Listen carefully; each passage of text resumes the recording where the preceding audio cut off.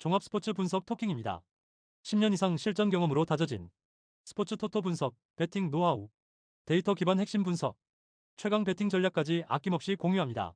수년간 운영된 분석방 링크는 고정 댓글에서 확인하세요. 그럼 바로 경기 분석 시작합니다. 경기 알아보겠습니다. 카자흐스탄 포메이션은 5-4-1이며 3호로 도프는 최전방에서 활동량은 많지만 연계 플레이에서의 매끄러움은 부족하다. 주외부는 미드필드에서 활동 반경은 넓지만 패스 연결이 단조롭고 후방 빌드업에서도 불안감을 보인다. 타기베르게는 중원에서 수비 부담이 큰 편이지만 강한 압박을 회피하는데 어려움을 겪고 있다. 카자흐스탄은 수비 숫자를 다수 확보한 파이브백 구조를 사용하고 있으나 라인 간격이 쉽게 벌어지는 문제가 있으며 특히 박스 앞 공간에서 박스투박스 유형의 미드필더를 제어하는데 애를 먹는 모습을 자주 보이고 있다. 북마케도니아 포메이션은 4-2-3-1이며 미오브스키는 박스 안에서 침투 타이밍과 슈팅 집중력이 매우 뛰어난 자원이다. 엘마스는 좌측에서 인사이드로 치고 들어오는 드리블 능력이 뛰어나며 연계 플레이에서도 창의성이 돋보인다. 바르디는 전형적인 박스투박스 자원으로 수비 마이너스 공격 간 전개 속도를 끌어올리는데 핵심 역할을 수행한다. 전체적으로 북마케도니아는 이 선에서 엘마스와 바르디가 교차적으로 침투에 들어가며 중앙 공간을 효과적으로 공략하고 있으며 하프라인부터 템포를 빠르게 전환해 미오브스키에게 결정적 찬스를 만들어준다. 토킹 코멘트. 이번 경기는 중원에서의 박스투박스 움직임과 하프스페이스 활용 여부가 핵심 포인트가 될 가능성이 높다. 북마케도니아는 바르디가 하프라인부터 빠르게 전개하면서 이선과 최전방 간의 유기적 움직임을 만들어낼 수 있는 구조를 갖추고 있다. 반면 카자흐스탄은 5-4-1 구조의 수비 진영임에도 불구하고 박스 앞 공간 커버에 한계를 드러내고 있으며 특히 수비와 중원 간격을 유지하는 데 실패할 경우 엘마스-바르디-미오브스키로 이어지는 공략 루트를 차단하기 어렵다. 토킹 추천 배팅 승무패 카자흐스탄 패 강추 핸디패 추천 언더오버 추천 다음 경기 알아보겠습니다. 리텐슈타인 포메이션은 3-5-2이며 루케노타로는 전방에서 유일한 마무리 자원으로 고립 상황을 자주 겪고 있다. 세글람은 중원에서 간헐적인 전개 참여를 시도하나 압박 회피나 볼 배급 능력에는 한계가 명확하다. 하슬러는 측면에서의 오버래핑과 수비 가담을 병행하고 있으나 체력적으로 후반 급격한 저하가 반복되고 있다. 전체적으로 후방 빌드업 능력과 공격 전환 속도 모두가 리텐슈타인의 약점으로 지적되고 있다. 특히 실점 후 심리적 붕괴가 잦고 라인 정비가 지연되는 모습이 반복되고 있다. 스코틀랜드 포메이션은 5-3-2이며 허스트는 제공권과 포스트 플레이에서 강점을 보이고 있으며 상대 수비 라인을 밀어내는 역할에 집중하고 있다. 퍼거스는 박스투박스 형태로 왕성한 활동량을 보이며 빠른 템포 전환의 핵심 축을 담당한다. 맥기는 중원 중심으로 전체 템포를 조율하며 순간적인 전방 침투 타이밍에도 뛰어난 감각을 보이고 있다. 또한 윙백 라인을 이용한 넓은 전개와 세컨드볼 회수도 탁월하여 중원에서의 주도권 장악력이 높다. 교체 카드로는 아담스 외에도 중거리 슛 능력을 갖춘 미드필더들이 대기 중이어서 다양한 득점 루트가 마련되어 있다. 토킹 코멘트. 리텐슈타인은 기본적으로 라인을 내리고 수비적으로 경기를 운영하나 실질적인 저항 능력은 제한적이다. 후방 빌드업 전개도 전혀 원활하지 않으며 중앙에서의 탈압박 시도 역시 스코틀랜드의 강한 압박에 버거운 모습이 반복되고 있다. 반면 스코틀랜드는 허스트와 맥긴을 중심으로 전방 압박과 빠른 볼 회수가 동시에 이루어지고 있으며 교체 전력까지 우위에 있어 전반부터 경기를 장악할 가능성이 높다. 전체적인 전술, 체력, 기동력, 개인 기량, 교체 카드의 질까지 고려할 때 스코틀랜드의 우위는 명확하다. 토킹 추천 배팅 승무패 리텐슈타인 패 강추 핸디패 추천 언더오버 추천 다음 경기 알아보겠습니다. 몬테네그로 포메이션은 3-4-3이며 크르스토비치는 전방에서 제공권과 침투 타이밍이 뛰어난 자원이다. 요베티치는 측면과 중앙을 자유롭게 오가며 찬스를 창출하고 순간적인 슈팅 감각도 갖추고 있다. 양코비치는 이 선에서 연계 플레이와 압박 참여를 병행하며 중원과의 유기적 연결고리를 책임지고 있다. 수비진은 3백 기반으로 수적 우위를 유지하며 좌우 커버 범위를 넓게 가져가는 전술을 구사한다. 홈 경기에서 전방 압박과 점유율 기반 운영이 잘 어우러지며 초반부터 높은 집중력을 보여주는 편이다. 아르메니아 포메이션은 4-1-4-1이며 세비키아는 전방에서 활동량이 풍부하지만 결정력에서는 기복이 있다. 세르비아는 중원에서 왕성한 수비 가담을 보여주지만 공간 커버 범위가 좁아 후방과의 연결이 끊긴다. 하루투냐는 빌드업의 시발점 역할을 맡지만 전방으로의 패스 시도는 다소 소극적이며 공격 전개 속도를 저하시킨다. 측면 수비진 중 보이보다가는 1대1 방어 능력이 떨어지며 쉽게 돌파를 허용해 수비 라인이 자주 무너지는 약점을 보인다. 센터백 크라스니키가 자주 커버링으로 측면까지 이동하면서 정작 박스 안 핵심 공간을 비우는 위험한 구조가 반복되고 있다. 토킹 코멘트. 몬테네그로는 3-3-3 기반의 안정적인 수비 밸런스를 유지하면서 전방에서 빠른 압박과 간결한 침투 패턴을 통해 공격 전개를 이어가고 있다.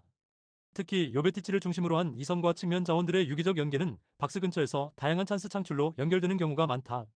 반면 아르메니아는 전형적인 4-1-4-4-1 구조에서 중원 수비 커버와 측면 수비 모두에서 명확한 결함이 존재한다. 보이보다가 있는 좌측 풀백 라인은 수비대인 마크에서 자주 밀리는 약점이 있으며 크라스니키의 과도한 커버링으로 인해 박스 내 핵심 공간이 자주 비워진다. 몬테네그로는 이러한 구조적 문제를 정확히 공략할 수 있는 공격 자원 구성을 갖추고 있어 실점 유도가 충분히 가능할 경기로 보인다. 토킹 추천 배팅 승무패 몬테네그로 승 강추 핸디 승 추천 언더오버 추천 다음 경기 알아보겠습니다. 에스토니아 포메이션은 4-2-3-1이며 야코블레프는 측면에서 빠른 침투는 가능하지만 마무리 완성도는 부족하다. 아니에르는 피지컬을 활용한 포스트 플레이는 가능하나 전방 압박과 연계에서 기여도가 제한적이다. 카이트는 수비형 미드필더로 수비 커버 범위는 넓지만 위치 선정이 불안정해 박스 앞 공간 제어가 어렵다.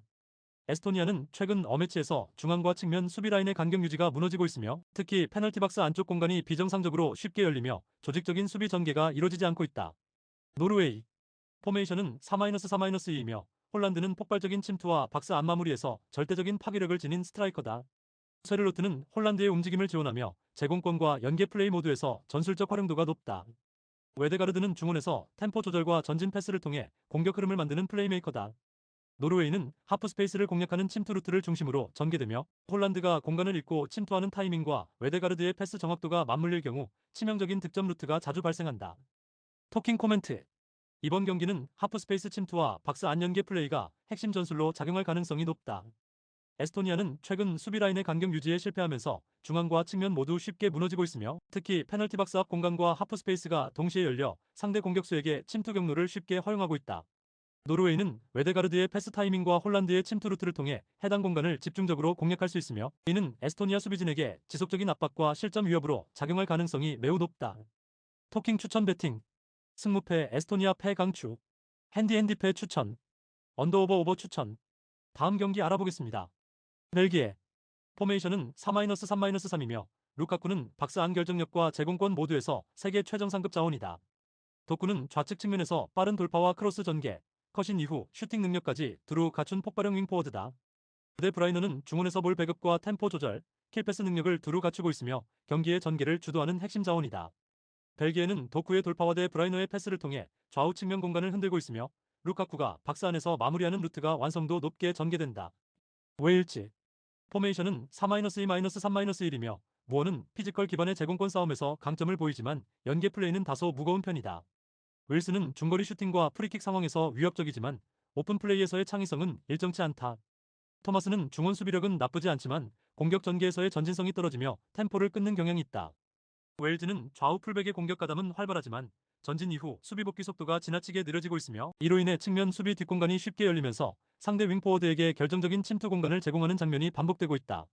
토킹 코멘트 이번 경기는 도쿠의 빠른 침투와 대 브라이너의 전진 패스 능력이 가장 큰 변수로 작용할 가능성이 높다. 웨일즈는 풀백의 공격 가담 이후 수비 리커버리 속도가 지나치게 느려지며 측면 뒷공간을 자주 허용하고 있다. 이러한 전술적 구조는 도쿠처럼 빠른 윙포워드에게 매우 유리한 환경이며 벨기에 입장에서는 좌우 전개 이후 박스 안으로 연결하는 루트가 자연스럽게 열릴 수 있다. 벨기에는 경기 내내 높은 점유율을 바탕으로 일방적인 흐름을 가져갈 가능성이 높고 웨일즈는 반격의 기회조차 제한받을 수 있다. 토킹 추천 배팅 승무패 벨기에 승 강추 핸디 승 추천 언더오버 추천 다음 경기 알아보겠습니다.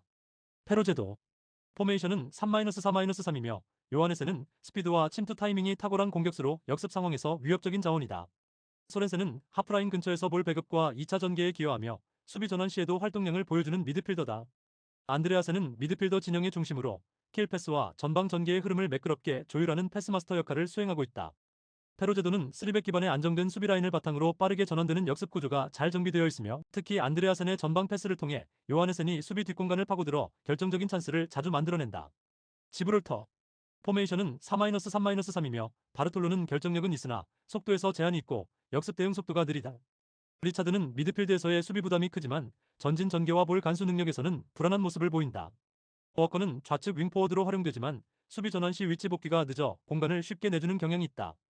지브롤터는 전술적으로 공격과 수비 전환이 느리고 수비 라인 간격이 넓어 하프 스페이스와 측면 침투에 자주 노출된다.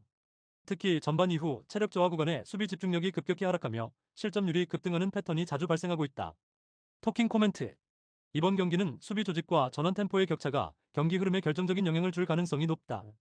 페로제도는 3백 수비와 중원 배치가 안정적으로 구성되어 있으며 안드레아센을 중심으로 전개되는 패스 플레이는 공간을 효과적으로 활용한다. 지브롤터는 수비 전환 속도와 조직력에서 명확한 약점을 보이고 있으며 측면과 하프 스페이스의 커버 능력이 매우 낮다.